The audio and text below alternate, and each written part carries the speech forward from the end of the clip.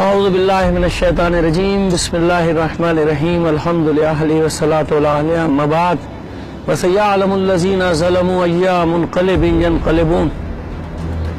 مومنین اکرام، عزاداران حسین، جہاں جہاں بھی ہیں، دو چار باتیں آپ سے کرنی ہیں، آپ کے گوش گزار کرنی ہے۔ اس کے بعد جو آپ کا ضمیر فیصلہ کرے اس پہ عمل کیجیے گا۔ حکمران کیا چاہتے ہیں، دہشت گرد کیا چاہتے ہیں، یہ چور، ڈاکو، لٹیرے، یہ آف شور کمپنیاں بنانے والے، اپنی اولادوں کو سونے میں تولنے والے حکمران، پاکستان کی جڑوں کو کھوکھلا کرنے والے حکمران کیا چاہتے ہیں، ان کے پالتو دہشت گرد کیا چاہتے ہیں، ان حکمرانوں کے آقا جن کے یہ غلام ہیں، مودی کے یہ نوکر، امریکہ کے یہ نوکر، موساد کے یہ نوکر، آل سعود کے یہ نوکر، یہ کیا چاہتے ہیں اور ہم کیا چاہتے ہیں، یہ بات سمجھنے کی ضرورت ہے۔ ایک بہت غیر ضروری سا سوال جس کا سب سے پہلے جواب دینا ضروری سمجھتا ہوں میں، کہ یہ پوچھا جا رہا ہے کہ اس بھوک ہڑتال کی شرعی حیثیت کیا ہے، وضاحت مانگی جا رہی ہے۔ وضاحت انہیں نہیں دینا ہوتی جو میدان عمل میں کھڑے ہوتے ہیں، وضاحت اسے دینا ہوتی ہے جو گھروں میں بیٹھا ہوا ہے۔ وضاحت دینے کی ہمیں ضرورت نہیں، ہم یہاں سڑک پر بیٹھے ہیں اپنے مومنین کے لیے، اپنے بھائیوں کے لیے، ان بیواؤں کے لیے جن کی زبانوں پہ سوال ہے کہ کیا ہو رہا ہے، ان یتیم بچوں کے لیے جو یتیم بچے سوال کر رہے ہیں کہ کیا ہو رہا ہے۔ کوئی ہمارے لیے آواز اٹھانے والا نہیں۔ کراچی سے لے کے پارا چنار تک خرم ذکی جیسے لوگ، ہمارے ڈاکٹرز، ہمارے انجینئرز، ہمارے گولڈ میڈلسٹ، ہمارے معصوم بچے، ہمارے جشن منانے والے پارا چنار میں 3 شعبان کو شہید کر دیے جاتے ہیں، اور ایف سی مار کر ان کو کہہ دیا کہ ہم نے دہشت گردوں کو مارا ہے۔ جو گرفتار کیے جاتے ہیں 34 افراد، ان کو تشدد کیا جاتا ہے، کہا جاتا ہے کہ تم کہو کہ ہم سے مارے۔ ہم سے وضاحت طلب کرتے ہو، وضاحت ان سے طلب کرو جو گھروں میں بیٹھے ہوئے ہیں۔ وضاحت وہ دے کہ وہ کیا گھرے میں بیٹھے ہوئے ہیں۔ وضاحت ان سے پوچھی جائے کہ پھر یہ نہ کیا جائے تو وہ کیا کر سکتے ہیں، نکلے سڑکوں کے اوپر، وہ وضاحت ان سے مانگی جائے۔ ہمیں وضاحت نہیں دینا ہے، ہم وضاحت کے لیے نہیں بیٹھے ہوئے، ہم میدان عمل میں ہیں۔ وضاحت انہیں دینا ہوگی جو گھروں سے نہیں نکل رہے، جو میدان عمل میں نہیں ہے۔ تحریک میسجوں کے پیچھے نہیں چلتی، تحریک سوشل میڈیا پہ شور مچا کے نہیں چلتی، تحریک خون مانگتی ہے، تحریک سڑک پہ میدان عمل میں انسان کو دیکھنا چاہتی ہے۔ یہ بات ہے۔ کتنے آدمی بیٹھے ہیں یہاں؟ 2 4 5 10 15، بس اسی پر مذاق اڑایا جائے گا کہ کتنے لوگ ہیں ان کے ساتھ۔ الحمدللہ، خدا کا شکر ہے، ناصر ملت علامہ ناصر عباس جعفری اکیلا بیٹھا تھا، اکیلا۔ اب 12 آدمی ہے نا، 70 بھی ہو جائیں گے، 72 بھی ہو جائیں گے، نہ ہو کوئی بھی نہ آئے، ہم اپنی تکلیف شرعی ادا کرنے کے مکلف ہیں، نتیجے کے نہیں۔ ہم اپنا وظیفہ ادا کر رہے ہیں، ہم ان معصوم یتیم بچوں کے فریادوں کا جواب دے رہے ہیں، ہم ان بیواؤں کا اور بوڑھے باپ جن کے بڑھاپے کیسا چھین لیے گئے، ہم ان کے سامنے سرخرو ہیں۔ ہم میدان میں بیٹھے ہیں، ہمیں مارا جا رہا ہے، ہر سطح پہ مارا جا رہا ہے، اسٹیٹ کی سرپرستی میں مارا جا رہا ہے۔ پہلے یہ اعتراض کہ نہیں کیا جاتا کچھ، اب جب کیا جاتا ہے تو لہذا مومنین اور عزادار جہاں بھی دنیا میں اس بات کو سمجھ لیں کہ جہاں سے جانے والے ہم نہیں ہیں، ہم ان لوگوں میں سے ہی نہیں، ہمارے خمیر میں ہی نہیں ہے۔ جب تک وہ سارے مطالبات پورے نہ ہو، نہ دے کوئی ساتھ، ہمارا کوئی بھی ساتھ نہ دے، ہم یہاں بیٹھے نہ اپنے رہنما کے ساتھ بیٹھے ہیں۔ ہمارے رہنما نے آواز نہیں دی، بلایا نہیں ہے، عملی قدم اٹھا کے خود بیٹھا ہے، ہم اپنی مرضی سے آ کے بیٹھے ہیں۔ اب یہ مومنین کو سوچنا ہے جن کے لبوں پر یہ سوال رہتا ہے کہ آپ کیا کر رہے ہیں۔ یہ اپنا وظیفہ ادا کر رہا ہے ایک مرد مجاہد اپنے چند ساتھیوں کے ساتھ۔ اب آپ کا کیا وظیفہ ہے، آپ سوچیے، ہر شہروں میں آپ کو کیا کرنا ہے۔ ہزاروں لاکھوں لوگ نکلتے ہیں سول سوسائٹی کے لیے کام کرنے کے لیے۔ خرم ذکی سول سوسائٹی کا رکن تھا، اس کے اوپر تو کسی مکتب یا مذہب کی چھاپ بھی نہیں تھی۔ کیوں نہیں نکلے اس طرح سے اس کے لیے سول سوسائٹی؟ کیوں اس کے لیے آواز نہیں اٹھائی؟ یہ KPK کی گورنمنٹ، یہ عمران خان کی حکومت انصاف کا شور مچاتی ہے. 4 مہینے تک ان کا وزیر اعلیٰ یہاں کنٹینر پہ ناچتا رہا اور نچاتا رہا لوگوں کو. تعزیت کے 2 جملے اس نے نہیں کہے. ان شہداء کے گھر پہ جانا تو دور کی بات ہے، پارا چنار جانا تو دور کی بات ہے. تعزیت اب تک نہیں کی، مذمت ہی نہیں کیا اس فعل کی اور ان افعال کی. پشاور میں سڑکوں پہ گھنٹوں لاش پڑی رہی پرنسپل کی، اٹھانے والا کوئی نہیں تھا اس کو.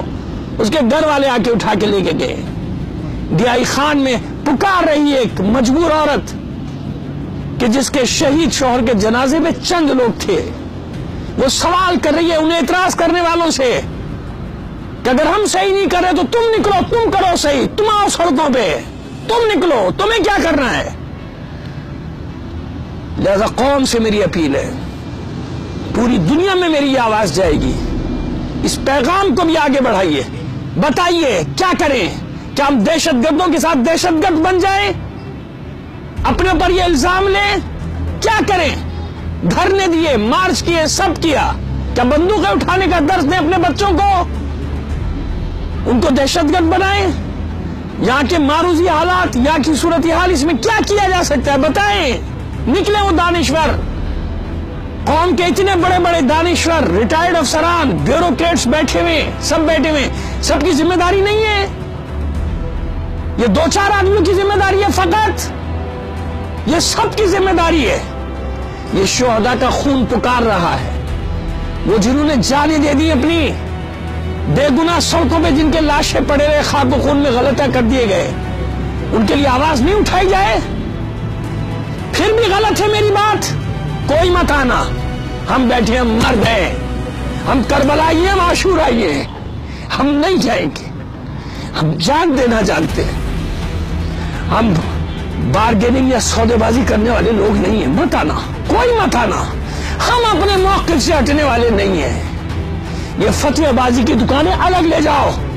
700 مفتیوں نے فتوے دیے تھے قتل حسین پر، قتل حسین کے لیے، اور یہی کہا تھا، اور یہ آیت پڑھی تھی قرآن کی، وَلَا تُلْقُوا بِأَيْدِيكُمْ إِلَى التَّهْلُكَةِ. کربلا میں جو حسین کے ساتھ تھے ان کے لیے آیت پڑھی گئی تھی کہ اپنے آپ کو اپنے ہاتھوں سے ہلاکت میں نہ ڈالو. سوچ لو کیا کہہ رہے ہو، کیا کر رہے ہو، سوچو.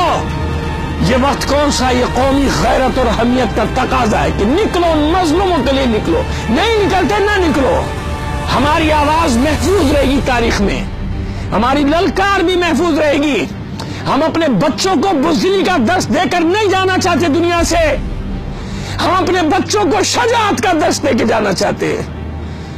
ہم اپنے بچوں کو بتانا چاہتے ہیں کہ غم حسین منانا مشکل ہے، اس سے بھی مشکل کام ہے یزیدیت سے ٹکرانا. ہم یزیدیت سے ٹکرانے کا درس دینے کے لیے نکلے ہیں، اپنی جان ہتھیلی پر لے کر نکلے ہیں. نہ سمجھو، ہمیں دوسرے حساب میں مت تولنا. یہ اب حکمران بھی سن لیں کہ تمہارا واسطہ دوسرے قسم کے لوگوں سے پڑا ہے. وہ اور ہوں گے جن کو تم سمجھتے تھے کہ 3-4 دن ڈرامے بازی ہوگی، یہاں پہ تھکے آ رہیں گے، چلے جائیں گے. نہیں جاتے، ہم مر جائیں گے، یہاں سے نہیں جائیں گے جب تک وہ تمام مطالبات، جب تک وہ تمام تحفظات دور نہیں ہوں گے.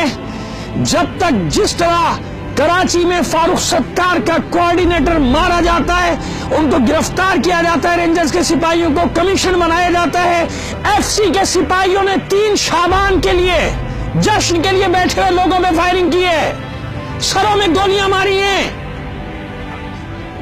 کن لوگوں کو جو محب وطن ہیں، جو دہشت گردی کے خلاف آپریشن میں تمہارے حامی تھے، ان پر تم نے گولیاں چلائیں، ان کو وکٹم بنایا اور کوئی بولنے والا نہیں.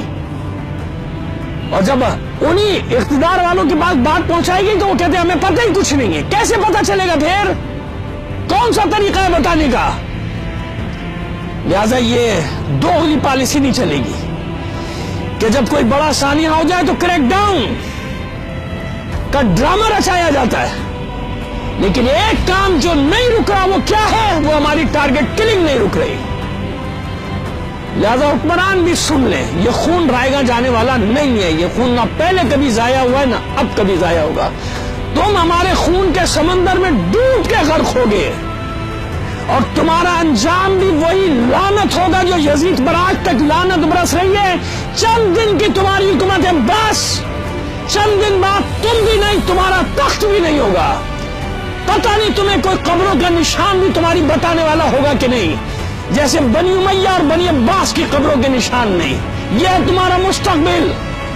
کتنے دن حکومت کرو گے تم؟ 2 سال، 3 سال، 4 سال، 5 سال، 10 سال؟ اس کے بعد کیا ہوگا؟ ہم زندہ ہیں، ہم زندہ رہیں گے. ہم کربلائی ہیں، ہمیں کوئی ختم نہیں کر سکا مگر تمہارے گلے میں لعنت کا توق ڈال کر جائیں گے. تم پر لعنت برستی رہے گی. مظلومیت ہمیشہ جیتی ہے، مظلومیت ہمیشہ جیتے گی. تمام مومنین کو آخری بار کہہ رہا ہوں کہ اپنی ذمہ داریوں کو ادا کرو. پھر نہ کہنا کوئی آواز نہیں اٹھاتا ہمارے لیے. جب آواز اٹھی ہے اپنے اپنے شہروں میں تو نکلو. حسین کے لیے نکلو، تنظیم کے لیے نہیں نکلو، کسی جماعت کے لیے نہیں نکلو، اپنی قوم کے لیے نکلو، اپنے مظلوم لوگوں کے لیے نکلو. وما علینا الا البلاغ المبین.